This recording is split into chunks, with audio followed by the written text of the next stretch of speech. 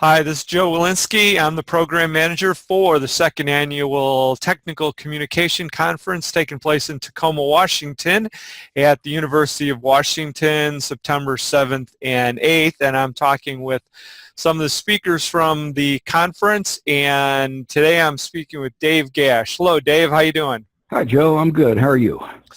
All right. Well, I'm in Seattle. Where are you speaking to us from? I am in Menifee, California, which is Riverside County, just north of San Diego.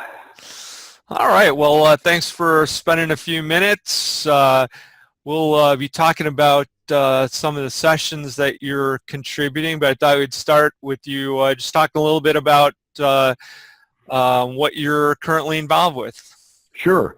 Well, I am, as you know, a lifelong developer and technical communicator. I've been at Google for the last 5 years, and I've been doing some very interesting stuff at Google. They put me on all kinds of different projects, some not very technical and some immensely technical. I am currently working in a group called the Loading Group, and the aim of this group is to help other developers develop web applications that work as fast and run as smoothly as native apps on mobile devices.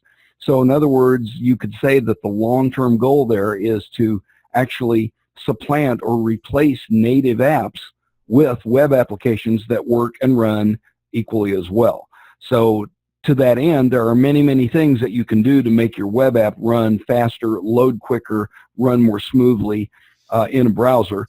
And act more like a native app. And so that's what we're doing, and I'm helping to document those features. All right. Well, that sounds pretty interesting. Are there any new technologies or processes or other things you've been noodling with in addition to the topics you're going to be talking about? Well, yeah, I've been working with a couple of specific features that the Google developers have been coming up with. One is called code splitting, and that involves separating your HTML and your JavaScript and your CSS into different modules so that they load at different times, and you only get what you need when you need it. That's been a fairly interesting bit. That's related, of course, to the loading idea.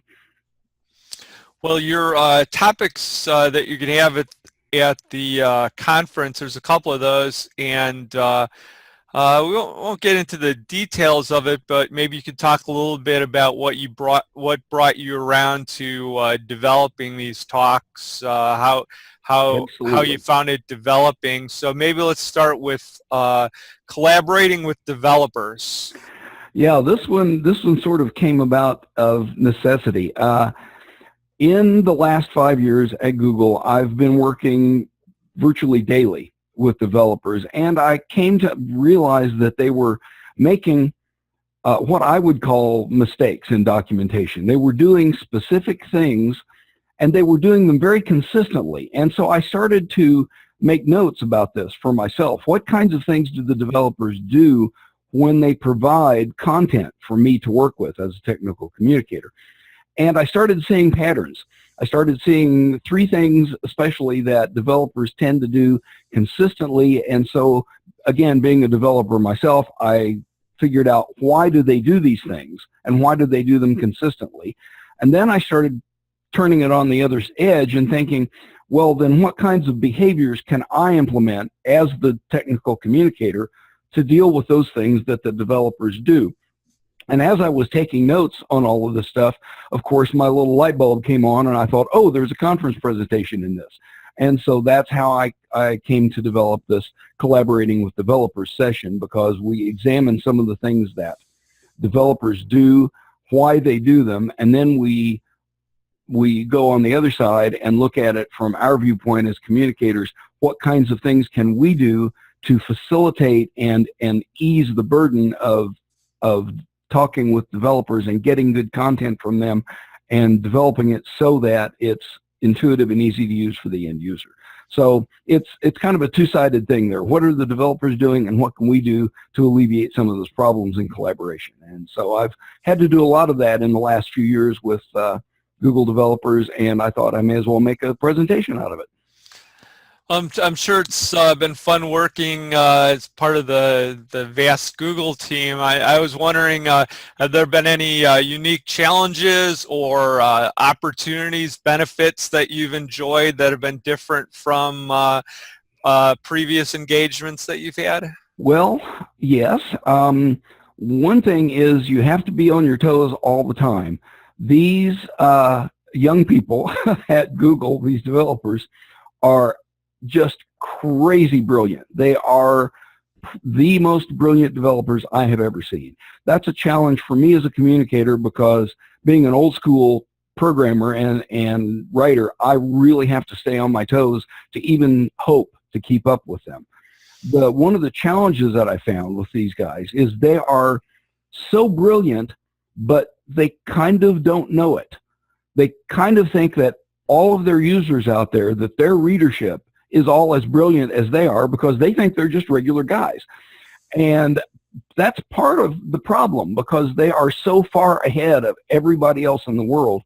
They don't think that we're all as behind as we are. So one of the challenges is to get the developers over this imposter syndrome where they don't really think they're that smart, and try to get them to understand, yes, you are, and yes, you're way ahead of everybody else. Let's slow down and look at the big picture and not get lost in the, can't see the forest for the trees kind of thing.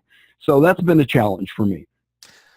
Well, the collaboration topic is certainly more on the soft skills side of things. Your other topic gets into the weeds with more technical issues, which I know you enjoy doing, and that's talking about CSS variables. That's very true. The collaboration thing is a kind of a departure for me because it's not codey at all. It's very, very soft skills, and yet it's something I've had to deal with very directly. And on the other hand, then, is the CSS variables presentation, and that's very codey. I will say, though, right up front, there's a lot of code, but it's very easy.